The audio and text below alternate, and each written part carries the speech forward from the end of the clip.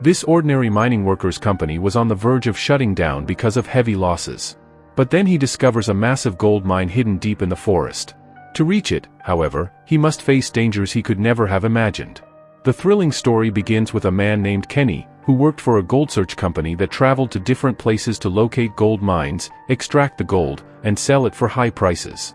Years earlier, Kenny's father had discovered one of the largest gold mines, and from that moment, mining became their family business. They always knew there were countless hidden mines across the land, and with proper research, they could uncover gold worth billions of dollars in today's market. Kenny's father was now very old, so Kenny was the one managing the business. One day, Kenny brought his girlfriend Kate to his office to give her a tour. She was fascinated by everything she saw. When she first heard that Kenny searched for gold mines, she thought there would be digging sites and workers everywhere, but instead she found a fully corporate office. Kenny explained that they didn't directly mine but first reached out to investors for research funding, and when they found gold mines, they shared profits generously. This way, both sides benefited, and the business had been running successfully so far. Kenny even proposed to Kate with a golden watch, worth a fortune in the market but just a small gesture for him. Kate was deeply impressed by the expensive gift. Soon after, Kenny's aging father appeared, giving him important advice. He warned that their business was standing on a fragile balance of profit and loss. While they were making money now, finding new gold mines would only get harder with time. If that happened, investors would stop funding, and profits would vanish. Kenny, however, confidently assured his father that they had already traced multiple gold mine locations with the help of experts and would uncover them soon. Seeing his son's determination, the father was happy. Years passed, and eventually Kenny's father died of illness. Kenny himself had grown old, and his worst fear came true: his gold mining company was running at a massive loss. The truth was, the Earth simply didn't have as many gold mines as Kenny and his team claimed. Investors stopped supporting them. Though Kenny had married Kate, they were now surviving by running a small bar, while the company was nearly finished. Still, Kenny refused to give up and kept searching for new mines that could cover his losses. He pitched his ideas to many investors but faced constant rejections. After months of effort, one investor finally agreed to hear him out. Kenny quickly presented his plan and explained the location of a potential new mine. But the investors' representatives rejected the idea outright, offering no funding. Shattered by the rejection, Kenny realized his company might soon close forever. One wrong move could drag him into crushing debt. Desperate, he even reached out to his friends for help, but in his darkest time, no one came through. Even though Kenny had helped countless people during his prime, when he fell into this critical situation, everyone turned their backs on him. Frustrated, he drank heavily and passed out. The only good thing was that his wife, Kate, still stood by him. Anyone else would have abandoned him long ago. While asleep, Kenny began to envision something: vast blue forests stretching endlessly in every direction. It was a secret region of Indonesia, and in his vision, he saw a man named Max. Whether it was just imagination or some kind of sign wasn't clear, but when Kenny woke up, he knew one thing for certain: he had to go to Indonesia to meet Max. Max was an old scientist who specialized in mining and had previously discovered multiple silver and copper mines. He believed that deep inside an Indonesian forest lay the greatest treasure of gold ever known. Most dismissed it as a myth because no one had ever reached that place, but Kenny decided he had to meet Max in person. The next day, he told Kate he would be away for some days and asked her to take care of herself. His financial condition was so bad that he had to sell some of their gold belongings to cover his travel expenses. With the little money he gathered, he traveled straight to Max's hotel and finally met him. Kenny laid out his plan, saying he believed in the story of the great treasure and wanted them to work together to find it. He promised to cover all expenses through his company. Max was surprised. This was the first man who believed in his claims. He also knew that if they failed, Kenny's company would collapse completely. But Kenny was willing to take the risk, determined to find the treasure no matter how dangerous the journey became. At first, Max thought Kenny was crazy, but his confidence eventually convinced him. They quickly gathered supplies, boarded a boat, and set off into the dense forest. As they traveled, Max guided Kenny through hidden regions, explaining the secrets of the forest. Along the way, they saw local tribes living near the river, diving for gold in the water. These people suspected that gold existed here, but they lacked proper equipment to mine it effectively. Kenny already knew how expensive gold hunting was. Just maintaining machines and equipment cost a fortune, which was why his company was in losses. Soon, Max led Kenny to a breathtaking sight. Kenny was shocked. It was the exact vision he had seen in his dreams. Slowly, he began to believe this was where the greatest treasure awaited. Excited, he asked Max for details about how to start their research. Max explained that the rules of this place were different. Every team and every machine had to follow separate processes, and he estimated the entire operation could cost up to $1 million. Kenny didn't have that kind of money, but he and Max decided to partner, splitting the costs 50-50. Kenny even drafted an agreement, clearly stating that if they made a profit, they would share it equally, and if they faced a loss, they would also bear it equally. After much thought, Max finally agreed and signed the contract, keeping the small document with him as a reminder. The biggest challenge now was raising the required money. Kenny rushed back to his company and pitched the plan to investors. Some agreed, while others flatly refused. After relentless effort, Kenny finally managed to raise his half of the amount and immediately sent the funds to Max so he could hire workers and gather equipment. With everything arranged, the research began. Kenny joined Max on site, and together they launched extensive studies to find areas rich in gold. Their advanced equipment was an advantage, allowing them to test soil samples and analyze whether gold existed beneath the ground. If even traces of gold appeared, it would confirm the presence of a mine. Unfortunately, every report came back negative. None of the samples showed even a fraction of gold. With each failed test, morale plummeted. Kenny, who had invested his company's resources, stood to lose the most, yet he still clung to hope.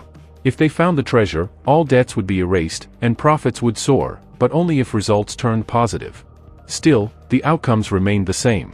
Max urged patience, saying good things take time, but neither of them knew the dangerous trials that lay ahead. Their search deep in the forest continued, but Kenny's health began to fail, making it hard for him to focus. Nearly a month passed with no success, not even a small chance of finding gold.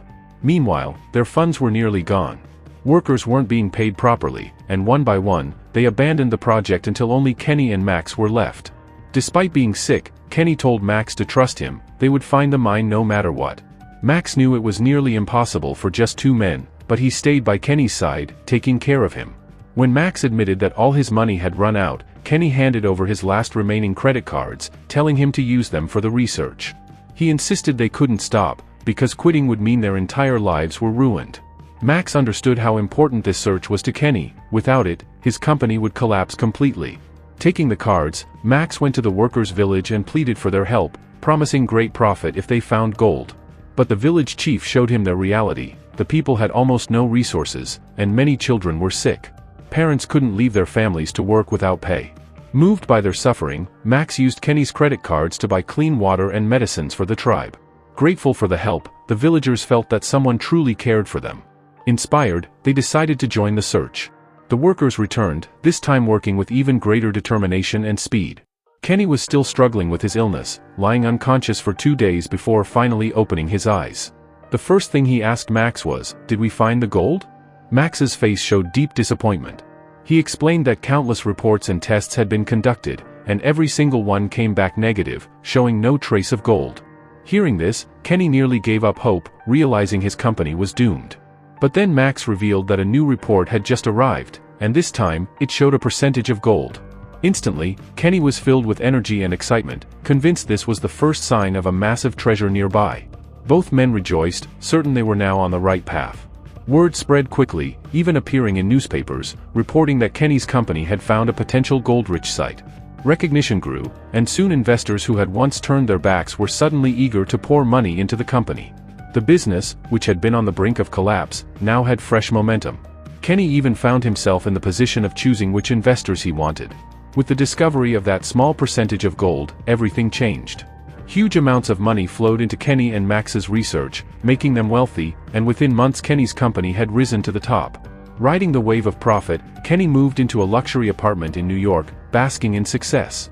News articles praised their discovery, and the two became celebrities. The turning point came when the world's largest bank offered funding, but they demanded a partnership in the business. Kenny and Max stood firm. The project was only theirs. If the bank wanted to invest, it could be only for profit, not ownership. The bank agreed, but insisted that investors should see proof firsthand. Kenny and Max allowed it, and the next day several investors joined them in the forest. There, they extracted material from the water and uncovered a piece of gold, confirming that a real mine existed. Investor confidence skyrocketed, share prices soared, and the company gained immense trust. Celebrating this success, Kenny hosted a massive party, now at the peak of his career with more money than he could have imagined. But with wealth came arrogance and ego. At the party, though Kenny was with his wife Kate, his attention drifted to another woman named Rita. He spent much of the night talking closely with her, something Kate noticed with growing anger. A heated argument broke out between Kenny and Kate, with her warning that all these people were only around because of his profits and wealth, and if that ever disappeared, so would they. But Kenny, blinded by greed and ambition, refused to listen. Obsessed with moving forward at any cost, he turned his back on the wife who had stood by him in his darkest times and chose to be with Rita instead. And perhaps this was the beginning of Kenny's downfall.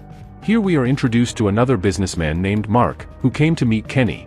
Like Kenny, Mark also ran a gold exploration company, making him a direct competitor. Mark wanted the same fame and recognition that Kenny was receiving, but so far, he had made no significant discoveries. Kenny and Mark had always shared a bitter rivalry. The next day, Mark arrived with his team and presented an offer to Kenny's company through the largest bank. Mark's company would pay a huge sum of money in exchange for a share of whatever treasure Kenny's company discovered. On paper, the deal seemed beneficial, as Mark was offering millions, but because of their rivalry, Kenny rejected the offer outright, declaring that he would never share the treasure. Mark took note of this, and the hostility between them deepened. Even the bank urged Kenny to accept, but he refused again and again, unaware of Mark's strong government contacts. Determined to teach Kenny a lesson, Mark reached out to the Indonesian government, who in turn sent the military to occupy the forest where Mike and his team were conducting their research. The Indonesian army sealed off the entire area, banning any further exploration. When Kenny learned this, he panicked. If they couldn't continue the research, every investor would withdraw their money, creating a crisis. Later, he discovered that Mark was behind it all. When Kenny went to Mike to sort things out, Mike attacked him in anger. It was obvious, Kenny's ego had caused this. Had he not picked a fight with Mark, they would still control the site. The two clashed bitterly but eventually cooled down, realizing they needed to find a solution together. Mike explained that since the government had seized the area, reclaiming it would be nearly impossible. He recalled how he once explored with another friend who eventually left because of constant failures, leaving the research abandoned, until Kenny came along. Remembering how Kenny had supported him during those hard times, Mike decided they should stop blaming each other and work as a team again. Mike suggested a plan. They could try to win over Danny, the son of a powerful Indonesian businessman and politician. Danny was known for his wild, reckless lifestyle, addicted to drugs and money. If they could somehow persuade Danny to join their side, he could use his father's influence to return the mine to them. The idea seemed promising, so Kenny and Mike went to see him. Danny, despite being wealthy, was extremely greedy. Danny listened in silence, studying every word, every nervous glance that passed between the two men. It didn't take him long to realize how desperate Kenny and Mike really were. They needed him, not as a partner, but as their last hope. After drawing out the moment with deliberate thought, Danny leaned forward, his voice calm but cutting. "I'll help you reclaim the mine," he said, "but I want a bigger share of the treasure. Much bigger than you had planned." The demand hit them like a punch. Kenny and Mike exchanged stunned looks. Their expectations had already been modest, and Danny was asking for far more. But reality pressed down on them. Without him, there would be no deal at all. Swallowing their pride, they agreed. Yet Danny, with his cruel sense of theater, wasn't finished. He decided to set a test. For his own amusement, he revealed the final condition. "I'll go through with the deal," he said with a grin, "if one of you enters the tiger's cage, and walks out alive." The words drained the color from their faces. The tiger was no rumor. Danny truly owned the beast, a towering predator whose roars shook the walls. Mike's hands trembled. Kenny, still recovering from illness but driven by sheer necessity, stepped forward. He knew the treasure had to be his, no matter the cost. With painstaking caution, Kenny slipped into the cage. Every step felt like his last. The tiger's eyes glowed with suspicion, its body coiled, ready to strike at the faintest misstep. Kenny's mind raced. He had to control his body language. Panic would mean death. Summoning all the courage he could muster, he steadied his breath, extended his hand, and placed it gently on the animal's massive head. The tiger blinked, huffed, but did not attack. For a tense moment, the world stood still. Then, as though satisfied, the beast lowered its gaze. Kenny slowly backed away and stepped out of the cage, alive. He had passed the test. Danny, impressed by his nerve, kept his word. He pulled strings with the government, clearing the way for Kenny and Mike to resume their search at the treasure site. Overjoyed, the two men threw themselves into the work once more. Their hopes reignited. Every report suggested the golden fortune was close, hidden within reach. Kenny's reputation rebounded almost overnight. Wealth flowed back into his life, investors lined up at his door, and his company began to thrive again. But as success returned, his personal life crumbled. Eager to share his triumph, Kenny went to see his wife, Kate. Instead, at the store where she worked, he overheard her speaking in hushed, intimate tones with another man. Rage twisted inside him when he realized she was having an affair, revenge for his own betrayals. Without a word, he turned and stormed out, the image burning in his mind. The following day, riding high on his company's soaring profits, Kenny hosted a lavish party. It was meant to showcase his triumph, his return to greatness. Standing before the crowd, he delivered a speech alone, his voice ringing with pride. He claimed every ounce of credit for their success. Mike was there, but only for a short while. He listened in silence, then slipped away quietly as the applause faded, leaving Kenny basking in the spotlight alone. Mike had been there at the party, standing in the back with a drink in hand, listening quietly as Kenny boasted about their success. But the moment the applause ended and the spotlight dimmed, Mike slipped away without a word. No explanation, no farewell. From that night onward, he vanished from Kenny's life forever. The following morning, Kenny returned to his office expecting to find the usual bustle of business. Instead, he found a crowd gathered outside the building, angry investors and employees who had once praised him. Their faces were twisted with rage, their shouts cutting through the air like knives. Before Kenny could make sense of it, they dragged him from his car, fists and kicks raining down on him. Dazed and bloodied, he stumbled into the building, demanding answers. Inside, the truth struck harder than any blow. His staff and the FBI laid it bare. The gold that Kenny's company had been pulling from the mountain wasn't from a hidden treasure trove at all. It was the same type of gold that naturally existed in the sea, repackaged into a lie to lure investors. The grand story of a lost mine had been nothing more than a carefully spun deception. Investors, dazzled by early profits, had poured in millions without questioning the narrative. But now the facade had collapsed, and Kenny realized he hadn't just been outmaneuvered, he had been used. The most shocking revelation came last. More than half of the company's shares had been sold off by someone else, silently stripping him of control. His empire, built on shaky ground, was gone in an instant. Forced to shut the company down, Kenny stood before the press, his voice hollow. He confessed that he knew nothing about the scheme, nothing about the missing shares, nothing about how it all unraveled. His words sounded less like a defense and more like the broken ramblings of a ruined man. Bankruptcy swallowed him whole. With no assets left, no wealth, and no allies, Kenny faced investigations from multiple agencies. Cornered, he whispered the only name that made sense, Mike. He was sure his old partner was behind it. But the agents dismissed the idea. According to government records, Mike was already dead. Arrested by Indonesian authorities months earlier, he had allegedly committed suicide by leaping from a helicopter mid-flight. The official reports left no room for doubt, but Kenny refused to believe them. In his heart, he was certain Mike had staged his death, slipping into the shadows to escape the reach of governments and investors alike. The agents had no evidence to hold him, so Kenny was released. Shaken and exhausted, he went home, where Kate was waiting. She greeted him not with sympathy but with a knowing smile, as if she had seen the storm long before it arrived. Without a word, she handed him a stack of letters that had been delivered in his name. Kenny tore them open, and froze. Every letter was written by Mike. Inside one envelope lay a check worth millions. Another contained a signed document, proof of their old pact. Any discoveries from their exploration would be divided by percentage.